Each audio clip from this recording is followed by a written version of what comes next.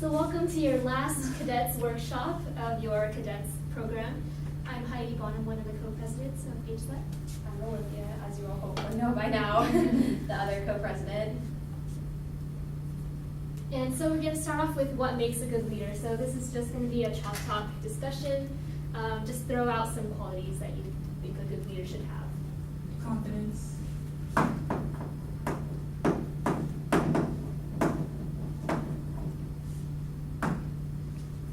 Selflessness.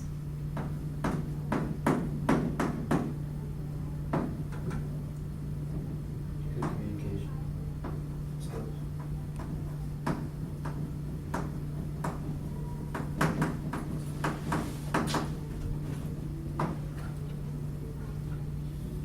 Spirit. Sorry, our spirit chant didn't work out. We tried. Honesty or integrity.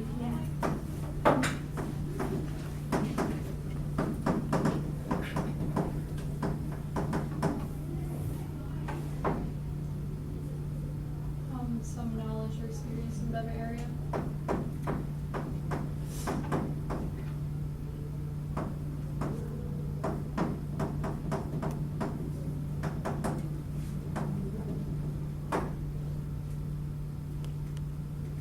Anything else? Perseverance.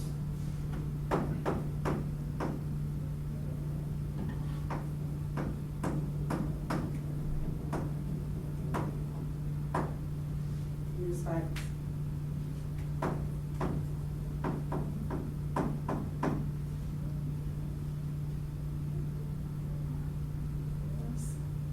Humility.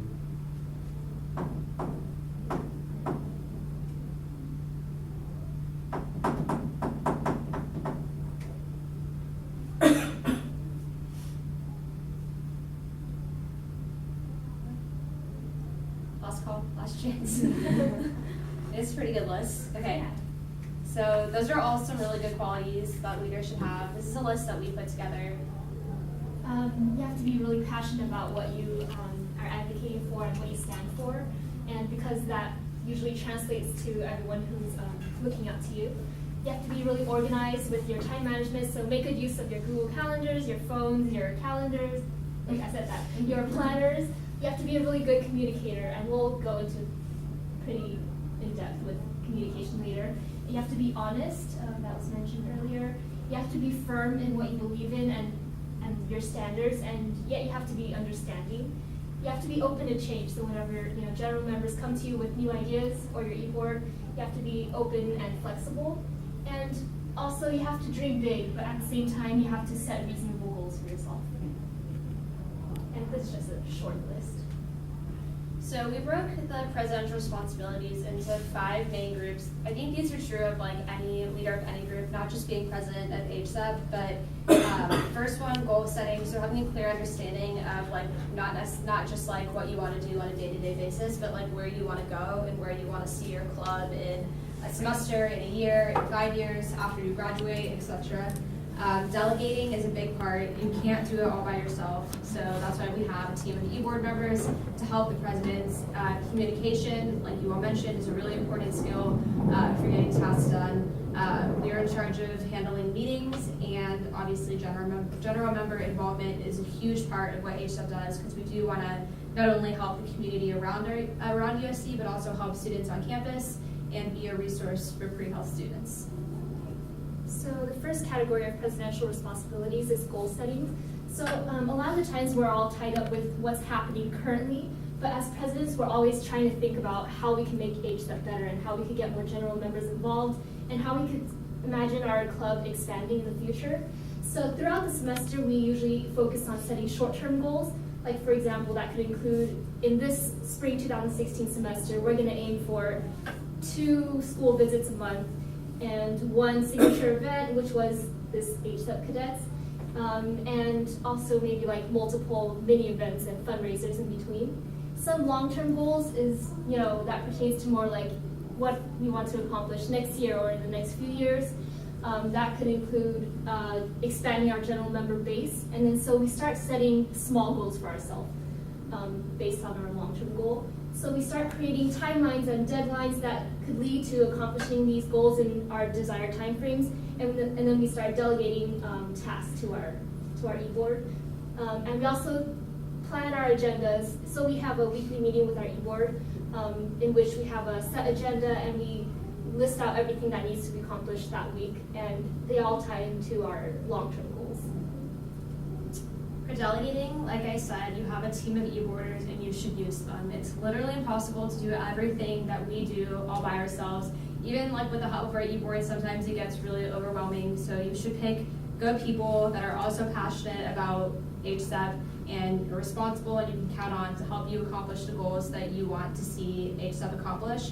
It's super important to delegate because, like I said, it keeps us from getting overwhelmed, but also it's less likely that tasks will be forgotten. The more people you have remembering or assigned or taking care of a task, the less likely it is to be forgotten. It allows everyone to spend more time on individual tasks. If everyone just has one or two things that they need to focus on, we can take more time and care into those specific tasks and, represent HSEP better than rushing through tasks. And it keeps everyone involved in planning. We definitely don't want to create the illusion of like a top-down system where the presidents are making all the decisions and doing everything themselves. We want to keep everyone involved and make sure we're all working together as a team because that's what our e-board essentially is. And strong communication is a huge part of being a good leader, as we discussed earlier. And there are many lines of communication going on within a club at once, two of which are within the e-board and within us and the general members. So within the e-board, we have ongoing communication through text, through a GroupMe app, and through email, Facebook, anything that could keep us communicating at all times so that they could reach out to us for questions. And within the members, we're always trying to email them before, general member meetings and before events to remind them to invite their friends and everything. So, and also to keep them updated on everything that's happening within the club. And the language we use to communicate with our members is really important. Like, for example, you might have noticed during our the involvement fair during the beginning of the semester, when we tried advertising HSEP, we not only emphasize what we do, like school visits and all our events, but also why and how you would benefit from our, what we offer. And also another key to good communication is to listen as much as you talk. So you don't necessarily have to be the most outspoken person, like me. I'm not clearly, I'm not like a super extrovert or anything, but you have to be a good listener and to be open to ideas, like we mentioned earlier. We always have to check our emails often, at least twice a day, and always to respond ASAP. Especially, like we always get emails from schools, requesting us to go for school visits, and if we don't get back to them within like 2 days, they might forget about why they reached out to us in the first place, and they might lose interest in the club. So we have to always express our professionalism and our interest in them in return. So meetings are a big part of what we do. Every week we have an hour-long e-board meeting, and we write the meeting agenda before, and we make sure that we send it to our e-board at least a couple of days in advance, so that way they can look over what's going to be on the agenda and add their thoughts and discussion. Especially if people are going to miss the meeting, that's a good way for them to stay involved. And the second thing that we do is we check last week's task list and follow up with e-boarders to an extent. So we have a running task list every week, and we make sure that whatever we had last week has either been completed, is in the process of being completed, so we follow up. But we do expect our e-boarders to be, aware of what their own tasks are and be responsible for what they need to do. So we only do that if necessary. We lead the discussions during meetings. Sometimes you ask a question during a meeting and you might not get a response, but give people a little bit of time to think about the answer, to think about a good discussion response. Don't just assume that people are uninterested or just decide to make the decision yourself. Even if it takes people a little longer, you should keep pushing at it to make sure everyone is involved and giving their feedback. And lastly, we delegate tasks for the next week. So based on what we talk about in our meetings, we decide who's going to do what based on their position, and make sure everyone is aware of what needs to be done and hold them accountable for their tasks. I think this is the last category for presidential responsibilities is general member involvement. So we're always trying to find new ways to get general members involved and make them feel like they're part of the club and that they could take initiative if they want to.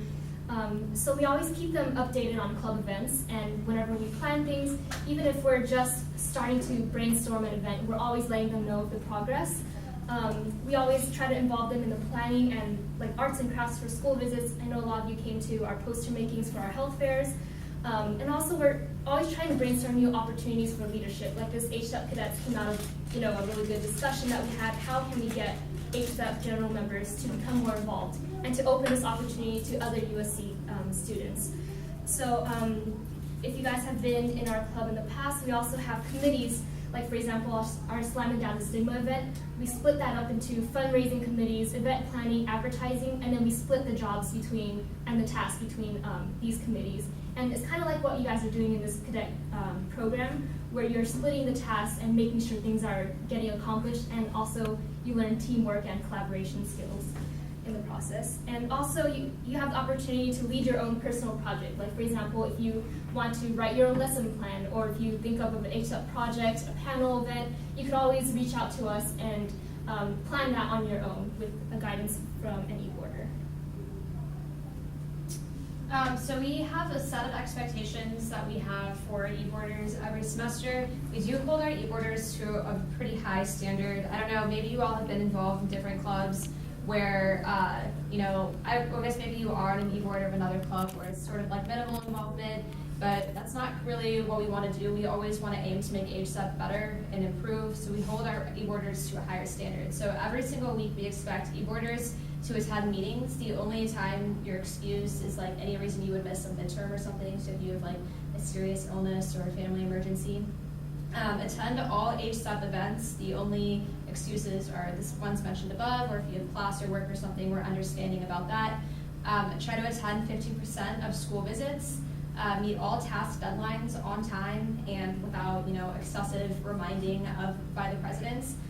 Taking initiative within your position. This is a super important one that we value a lot. So let's say, for instance, you are the events coordinator. So our events coordinator should not only be taking the discussions we talk about in meetings and planning events, but also be always thinking ahead about what more can we do? How can we help more people? How can we make this even better? Like constantly thinking to the future. Prioritizing the betterment of HSEP. Communicating with other e-boarders, also a super important one, because that's the only way that we can function as a team is if we communicate with each other. And of course, being genuinely passionate about HSEP's mission. We want all of our e-board members to really care about the impact we have on the USC neighborhood, the impact we have on educating USC students about health, and overall being a resource for pre-health students on campus. That is a really important part. So if you guys are planning to apply for e-board, look back at the slide and see if you're willing to commit to all of these, because these are things we'll definitely take into consideration and ask about in your interview. Okay, so now on to our interactive portion. First of all, it's conflict resolution. So there are many difficult situations we face as presidents of HSEP or in any club that you might be in. So for example, you might have unhappy clients. So when you're dealing with schools or your general members, like schools for example, if you show up late to a school visit and they're really mad at you, they send you a really mad email, how do you deal with that? Okay, and you could also have unhappy coworkers. So this is like the functioning within an e-board or among co-presidents who might have difficulties sometimes, and miscommunication that could lead to really big problems. And underperformance, for example, if one of your e-board members are not performing to the best of their ability, they're not completing their tests on time, that could lead to difficulties. And also poor communication, like for example, if two e-boarders have to work together and they're not communicating, they've never talked to each other, for example, so that could lead to a lot of conflicts. So for you all, when you were planning your event, what are some of the things that you came across that were like difficult, maybe you didn't know how to deal with, or like, made event planning difficult? We know there's something, tell us. We're not gonna get mad at you. We want to talk about like these issues and how to deal with them. So like, what's some stuff that like came up through your event planning that like was difficult? So People aren't really responsive. okay, so how can we deal with unresponsive people? Deal with responsive people. How can we ameliorate the situation? So you're sending someone emails and you're expecting them to fulfill a task, but they're just not responding to your emails. What do we do next? Like, what could Farhad have done in that situation? Farhad, sorry. Yes. If it's possible, try calling or like showing up in person. If it's like, it depends like what it is you're trying to get in contact with. Yeah, so be a little bit more persistent maybe. So try to contact them another way. Yeah. And if they're really not responding, they've probably seen it, so you just send them an email saying like, if you need help, I'm here to help you. Mm-hmm. And if they really don't respond to that, then like, give the task to somebody else, because they're not gonna do it. So. Okay, that's good. Yeah, so No, line like- backup. Isn't that like pushing it? Like, Pushing it, I mean, if somebody's not responding to me, the task needs to get done, like, I'm not gonna wait for them to not do it. There's obviously no, that's not a bad response. Like that shouldn't be like your first line of defense. Like you send one email and you wait one day and you haven't heard anything and you're just like, forget it, I'm just gonna give it to somebody else. Like that obviously shouldn't be your first line of defense, but like let's say you sent them an email, you followed up with them, you've tried calling them, meeting them in person, you've offered your help if they need help and they're still not responding to you, just send them an email and be like, hey, I haven't heard from you and this needs to get done by this day, so I'm just gonna ask so-and-so to do it. That's like perfectly fine because at the end of the day, things need to get done, and if people aren't being responsive, you can't depend on them to finish tasks. So try to accommodate and be reasonable first, but sometimes you do have to like lay down the law and be a little bit firm. So, all right, what other problems, if any?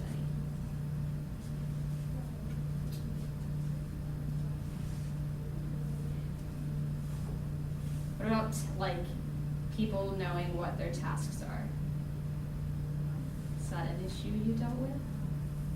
I think that was an issue like the week before last week, but then after we figured that out, Mm-hmm. it hasn't, I don't think it's been an issue after that. Okay, so what changed in between those 2 weeks? I think we made it more clear at the last meeting Mhm. with what exactly everyone was doing when we like made a list. Okay, so it would probably fall under better communication. So like everyone being on the same page helps get things done. And also delegating tasks to specific people so that they're like credible for their responsibilities. All right, one more, and then we'll have fun. What else? So yeah, I don't think there's anything besides communication. So we didn't really get that too far into it, like through communication. You know what I mean? Yeah. Communication kind of like inhibited like towards the earlier stage. Yeah. So like after that, like after you like figured it out first, like last week, what she said, Mhm. it kind of just like started rolling. So. Cool. Okay, so communication. Yeah, and it's also hard, like for example, if you post on Facebook, in the Facebook group, and you're like, we need to get this done, and then it's like seen by 17 people, but then no one's like stepping up to actually do it. So it really helps to reach out to the person that was responsible for it in the first place, like send them a personal message, and Yeah. if it like says seen by this, then you know they have to respond. So you're more likely to get a response if you reach out to one specific person. Yeah, like one thing that specifically. happens a lot in our e-board, and I'm sure Lisa can corroborate this, like if Heidi and I ask a question to like the e-board as a whole, like if we're like, hey, can someone like go pick up these flyers, and we just ask the e-board as a whole, no one ever responds. But then we're like, okay, so we need to pick up flyers, that falls under the duties of the PR director. All right, let's ask Fareed. Fareed, will you go pick up the flyers? He's like, yes. So it's just like, sometimes you have to talk to people directly and reach out to them directly to get a more prompt response, but that's a part of like communication. All right, let's have fun now. Okay, so we're gonna play a game, and me and Heidi are gonna pretend to be e-boarders who are difficult, and one of you all, we're gonna take turns, will be the president, and you have to talk to us. Each one has a scenario, and you have to talk to us, and we'll talk to you, and we'll see how you handle the situation. So the first one is, I'm Susan, and I have frequently missed meetings, and I don't tell the presidents until the day of the meeting that I'm not coming. Me, I say that I have just too many other things going on top of HSEP, so I just like can't deal with this right now, so what are you gonna tell me to do? So this is pretty much like this is an ongoing problem, and then so you've set up a meeting with Susan saying we need to talk to you. So who who would wants like to be the pretend first to be president? Yeah. You just ask me to do something. You gotta come up here, you gotta talk to me like this. Yes, I'm serious. Someone else's. Farhan, you wanna come? Is Susan an Yes, Yeah. Susan is a member of your e-board, sorry. Okay, let me set this up. So I'm the person in this scenario, and I'm continually having this problem, and each one is a different problem. And you are the president of HSEP, and I'm one of your e-board members, and so now you're gonna talk to me, and we're gonna figure this out and see how we can move forward. All right, go for it. Hi Susan. Hey. So, honestly, yeah, I've been to a lot meetings. Why is that?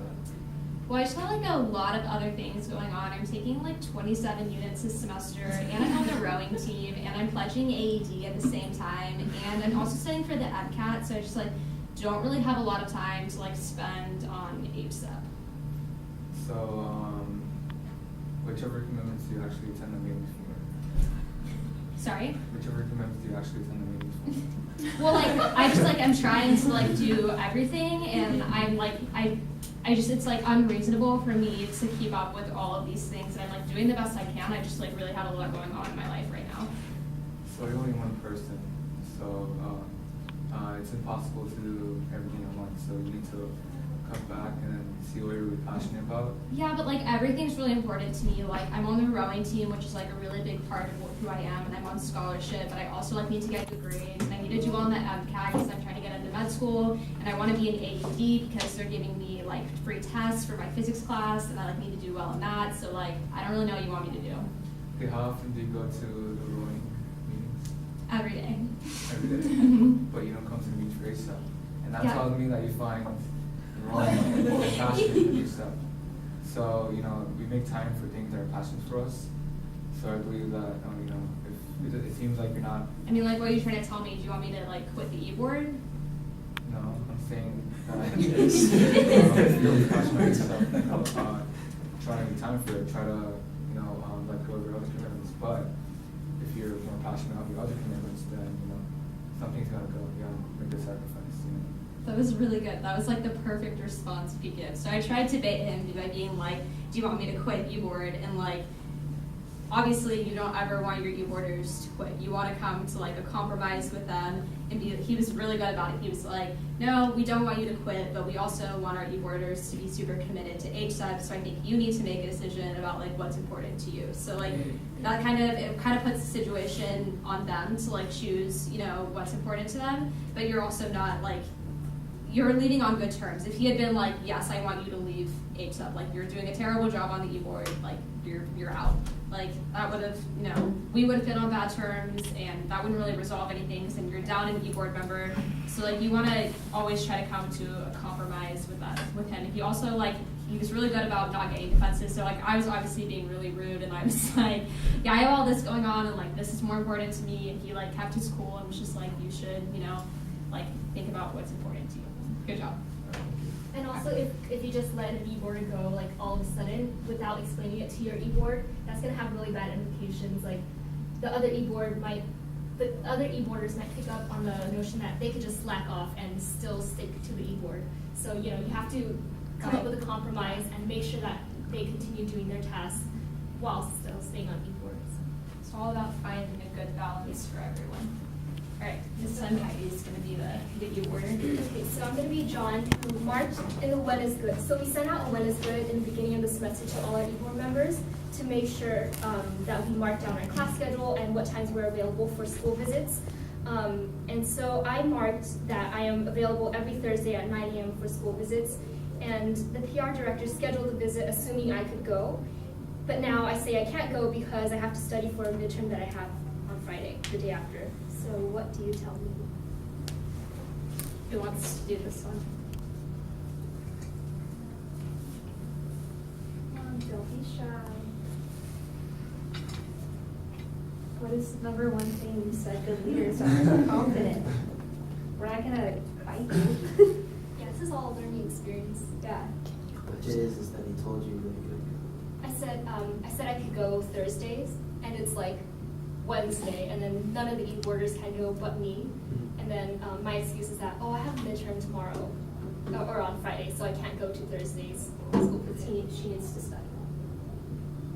Who wants to go? I don't want to randomly call volunteers because that's not very nice. Awesome, let's go for it. Can you push that chair out of the way while you're walking? This chair? That.